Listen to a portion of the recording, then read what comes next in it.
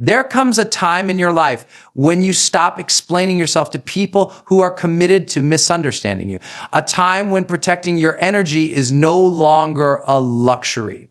It becomes a necessity. And if you want to grow, if you want to heal, if you want to rise, then you must learn one of the hardest, most liberating truths of all. You've got to let them go.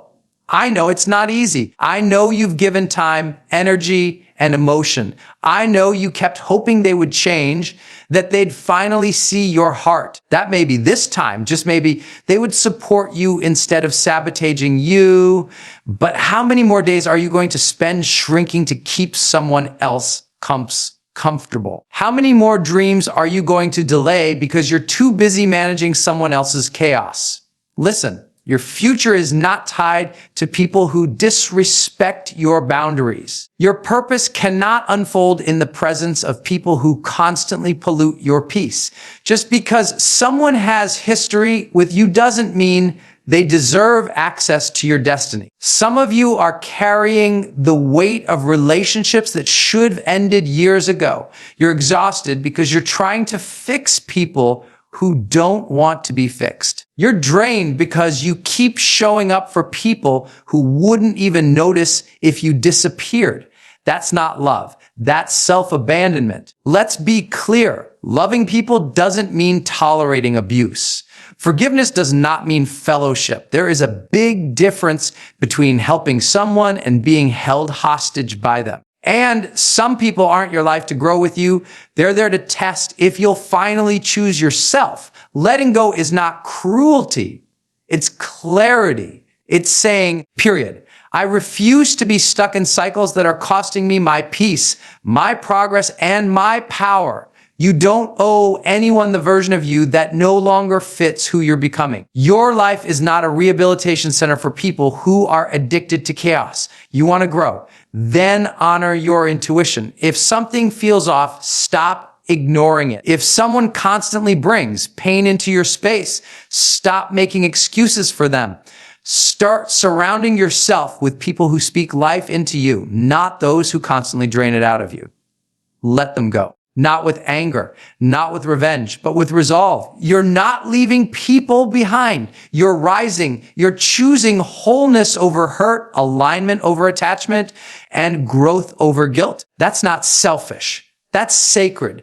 Protecting your energy is non-negotiable because every great leap in your life, every breakthrough moment starts with the decision to guard your mind, your heart, and your space.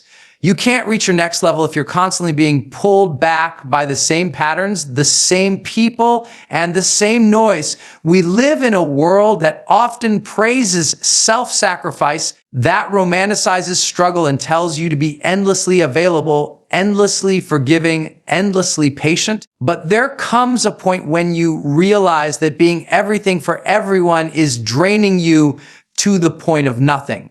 You're not here to be a dumping ground for other people's drama. You're not here to be a sponge for other people's bitterness. You're here to become the most alive, awake, and authentic version of yourself. And that version of you cannot flourish in toxic soil. Every day, you're giving your energy to something. And the people in your life, whether you realize it or not, are either deposits or withdrawals. They're either fueling your momentum or sabotaging your drive. And if you don't consciously protect your energy, you'll wake up one day wondering why you're so tired, so uninspired, so disconnected from your purpose. It's not just about what you're doing. It's about who you're doing life around. You have to start being selective about the conversations you entertain, the environments you accept, and the energy you absorb. Because the truth is, some people are not confused. They are committed to being negative. And if you're not careful, their patterns become your patterns. Their fear becomes your fear. Their toxicity becomes your norm. Protecting your energy doesn't mean cutting people off in anger. It means choosing your peace with maturity. It's not about becoming cold or distant. It's about becoming clear. It's about recognizing when someone's presence consistently creates confusion, anxiety, or heaviness in your life. and having the courage to set boundaries even if it makes them uncomfortable. Because your comfort, your sanity, your vision, they matter. And the more you protect your energy, the more you'll find yourself attracting the right people. The ones who inspire, uplift, and challenge you in healthy ways. You can't pour from an empty cup, and you can't keep trying to light up rooms for people who blow out your candle the moment you walk in. Protecting your energy is realizing that you are not responsible for other people's healing. You are responsible for your own. And every time you choose to guard your space, every time you say no to drama, chaos, and emotional manipulation, you're saying yes to growth, to clarity, to the future that's calling you. People may call it selfish, but growth often looks selfish to those who benefited from your self-neglect. Stand firm in your right to be well. Stand firm in your right to move forward, because your energy is your foundation, and if you don't protect it, you'll never build anything that truly lasts. History doesn't justify continued access, and that's a truth many people struggle to embrace. Just because someone has been in your life for years doesn't mean they belong in your life for years to come. The timeline of a relationship doesn't guarantee its quality. You could have decades of shared memories with someone and still outgrow them. You could have walked through your darkest valleys with someone and still find that they no longer align with the person you're becoming. We cling to people because we confuse loyalty with obligation. We convince ourselves that letting go would be betrayal, even when staying is slowly breaking us. But true loyalty is mutual. It's built on respect, support, and a desire for each other to grow. And if someone no longer brings that into your life, no matter how long they've been around, then it's time to reevaluate what you're holding on to. The hardest part about evolving is realizing who can't come with you. And not because you don't love them, but because they're stuck in a version of you that no longer exists. They don't celebrate your growth. They're threatened by it. They don't support your healing. They sabotage it, whether intentionally or not. And yet we hold on because the mind keeps whispering, but they were there for me, wing. That may be true. And that chapter mattered. But chapters are meant to turn, and dragging people from your past into your future just because of shared history is the fastest way to delay your progress. You owe it to yourself to discern who belongs in your life now, not based on who they were, but based on who they are and how they treat you today. Does their presence bring clarity or confusion? Do they uplift or drain? Do they respect your boundaries or consistently cross them? If the answer isn't clear, your peace probably isn't either. And your peace should never be negotiable, not even for someone with a shared past. There's also a deeper layer to this. Sometimes we keep people around because we're afraid of the emptiness they might leave behind. We fear the silence, the loneliness, the uncomfortable space of not knowing what's next. But growth often requires that space. It requires shedding what no longer serves you so that something new can emerge. And you can't step into your next chapter if you're carrying the weight of people who keep rewriting your old ones. It's time to stop measuring relationships by their length and start measuring them by their impact. It's not about how long they've known you. It's about how well they see you now. And if someone no longer respects, supports, or empowers you, then their history with you becomes irrelevant to your future. It doesn't mean they're a bad person. It doesn't mean the past wasn't real. It simply means that where you're going requires different energy, deeper alignment, and relationships that help you rise, not ones that hold you hostage to who you used to be. Stop shrinking to make others comfortable, because the moment you silence your own voice, dim your own light, or suppress your own greatness for the sake of someone else's insecurities, you begin betraying your purpose. Too many people walk through life making themselves small, not because they lack potential, but because they fear making others uncomfortable. You start hiding your brilliance to avoid judgment. You downplay your achievements to keep the peace. You suppress your dreams to maintain relationships. But what you don't realize is that every time you shrink, you disconnect from your own power. And no one wins when you dilute yourself to fit into spaces you've outgrown. If your growth threatens someone, that's not your burden to carry. Your job is not to stay stuck at a level that others can tolerate. Your job is to rise to the level that your calling demands. There's a reason your vision makes some people uncomfortable. It's because they've settled for less, and your drive reminds them of what they gave up on. Your hunger, your ambition, your desire to evolve, it confronts people who have chosen to remain stagnant. And instead of supporting you, they try to make you feel guilty. They label you as too much, too focused, too different. But the truth is, they're not really uncomfortable with you.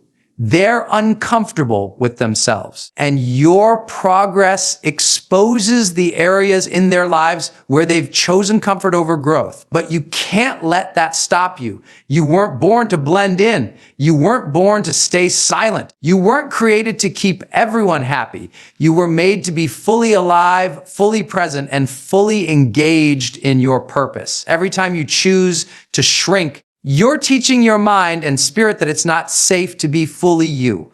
And over time, that becomes your new normal. You start second guessing your voice.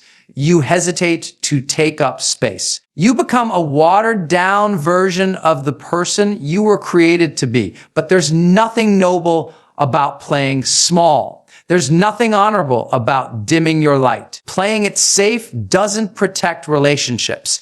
It destroys authenticity. And any relationship that requires you to abandon your truth isn't love. It's manipulation masked as loyalty. Some of you have spent years walking on eggshells just to avoid triggering someone else's insecurities. You've tiptoed around your own joy, your own brilliance, your own evolution. But it's time to break that pattern. It's time to realize that the people who are truly for you won't be intimidated by your growth. They'll celebrate it. They won't try to pull you back. They'll push you forward. Because real connection isn't threatened by elevation, it thrives in it. So no more shrinking, no more apologizing for your success. Your standards, your self-worth. You weren't meant to fit into boxes. You were meant to break them. And the world doesn't need another copy of who you used to be. It needs the fullness of who you are becoming, unfiltered and unapologetic.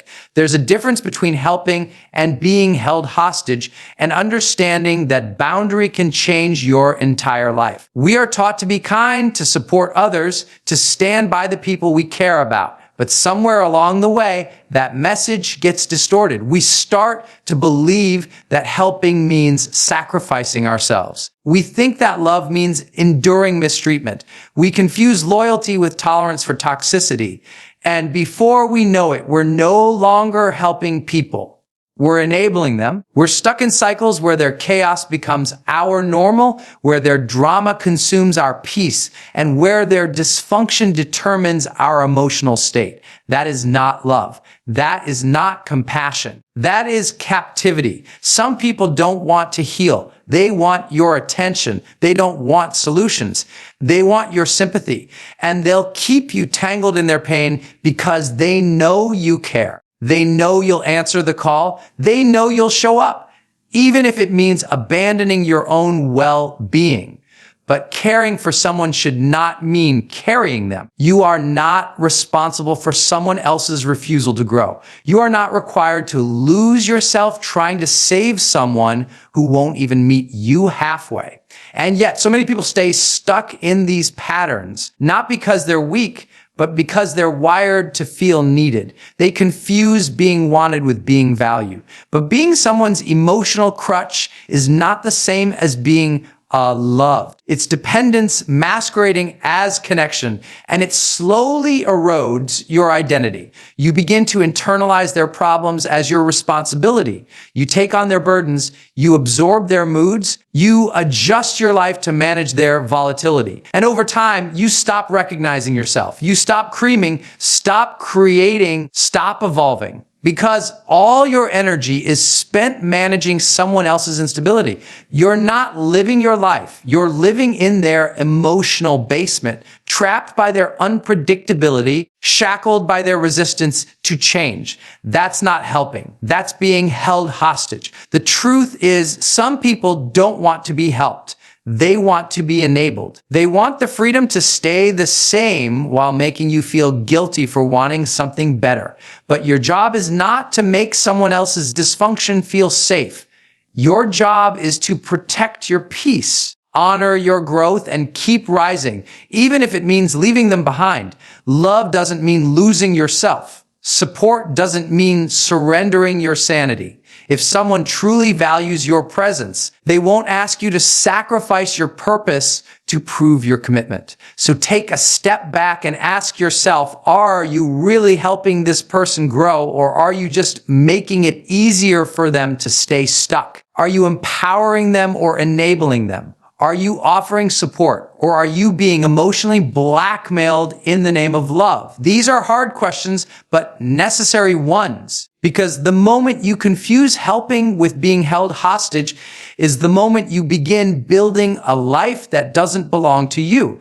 And that's a price far too high for anyone to pay. Letting go isn't cruelty. It's clarity. It's one of the hardest decisions you'll ever have to make, not because it lacks compassion, but because it requires a depth of honesty that most people avoid. There's a voice inside of you that knows when something or someone no longer belongs in your life. That voice doesn't speak with bitterness or anger. It speaks with a quiet truth, one that whispers, this is costing you too much peace, too much progress, too much of your true self. But because we're taught to equate walking away with failure or coldness, we silence that voice. We keep holding on, hoping things will change, convincing ourselves that love means staying, that loyalty means enduring. But the truth is, clarity often requires distance. And sometimes the most loving thing you can do for yourself and even for them is to walk away. When you let go, you're not trying to punish the other person. You're not acting out of revenge or resentment. You're choosing alignment. You're choosing to stop betraying your own soul just to maintain a relationship that's built on dysfunction. And that choice can feel brutal at first. It can feel like loss. It can feel like abandonment. But that's only because your nervous system has grown used to the chaos. Just because something feels familiar doesn't mean it's right. And just because you've invested time doesn't mean you owe your future to it. There is deep clarity in realizing that peace is not found in fixing everyone else. It's found in choosing not to carry what was never yours in the first place. It's found in waking up and realizing that you don't have to keep proving your worth to someone who only values you when you're convenient to them. You don't have to keep being available to someone who never shows up for you. Clarity comes when you stop negotiating your standards just to keep people from walking away. You are not cruel for wanting consistency. You are not cold for needing space. You are not wrong for saying, I deserve better than this. Letting go is clarity because it removes the noise. It cuts through the cycles of emotional highs and lows. It stops the internal arguments of whether you're being too sensitive or too demanding. It silences the guilt trips and the self-doubt. And it allows you to finally breathe again, to return to your center, your values, your path. Some people won't understand your decision to walk away. They'll question it.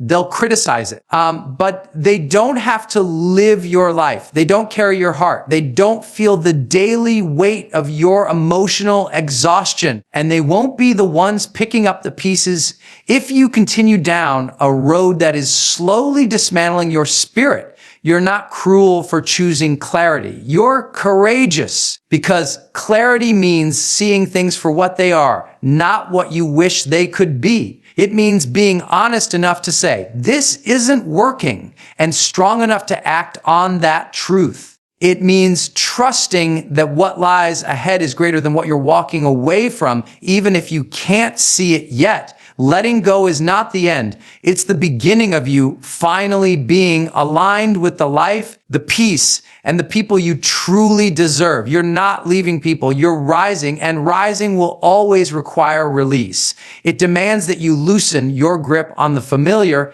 even when it feels safe. Because elevation doesn't happen by accident. It happens by decision. You don't get to step into your highest potential while dragging the weight of relationships that keep you anchored in who you used to be. There's a version of you trying to emerge, trying to break free, trying to breathe, but it can't survive in an environment built around your past. And often the people around you, even the ones you love, only know how to relate to that older version. They've grown comfortable with the limitations you used to accept. They've learned how to fit into your old patterns. But now you're shifting, you're healing, you're expanding. And when that happens, everything around you has to shift too, or fall away. People will say, you've changed, and you have. That's the point.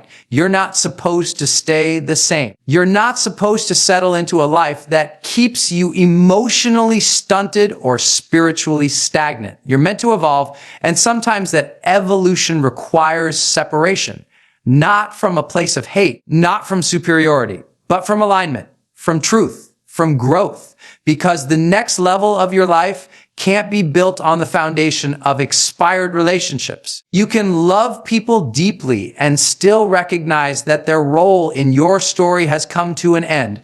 You can honor the memories without allowing them to dictate your movement. You can respect what was and still choose what will be. This journey you're on, it's not about cutting people off. It's about cutting through illusions. It's about seeing clearly who is walking with you and who is weighing you down.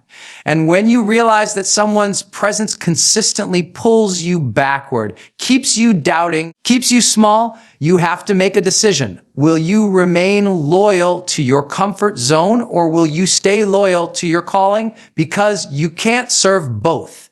And every time you try, you fracture yourself. You split your energy between pleasing others and becoming who you were meant to be. That inner war will wear you down, and the only way to win it is to choose you.